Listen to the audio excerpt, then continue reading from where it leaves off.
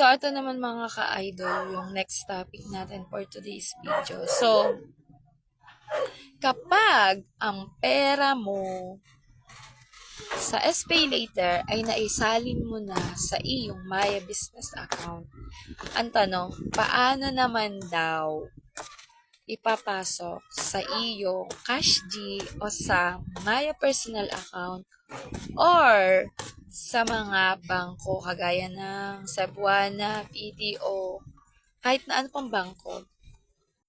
So, kung paano, ganito lang ang gagawin nyo.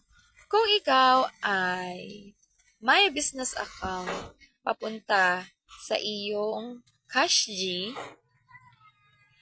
ang gagawin mo lang ay pumunta ka sa So, ang gagawin mo, punta ka sa iyong My Business account, open mo siya, and then pumunta ka sa wallet.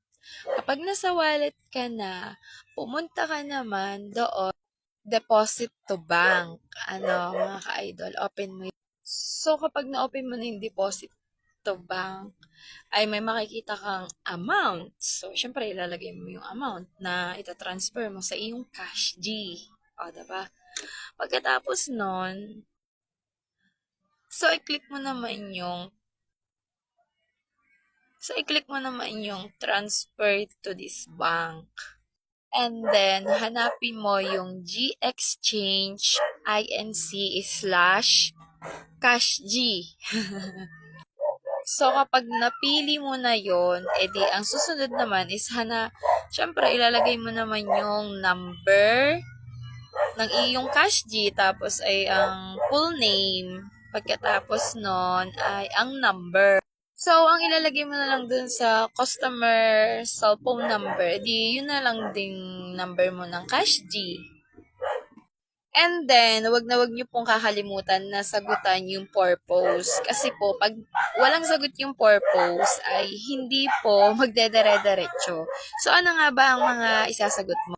So, wag na wag niyo pong kakalimutang hindi sagutan yung purpose kasi hindi kayo magdadare-diretso. So, ano bang pwede nyong ilagay doon? Pwede namang pay bills, o kaya naman others, o kaya naman kung pambili ng gamot, edi medicines. So, wala pong problema kahit ano pong isagot nyo doon. Wag naman yung kabulustugaan, syempre. So, pagkatapos nun, yung remarks, okay lang nawala. Tapos, pagka okay na, dara-diretso na yun mga ka-idol. Sa ganun lang kadali, mag-convert ng Maya Business account into CashG. So, kung may katanungan ka, pwede mo akong i-PM. Thank you for watching.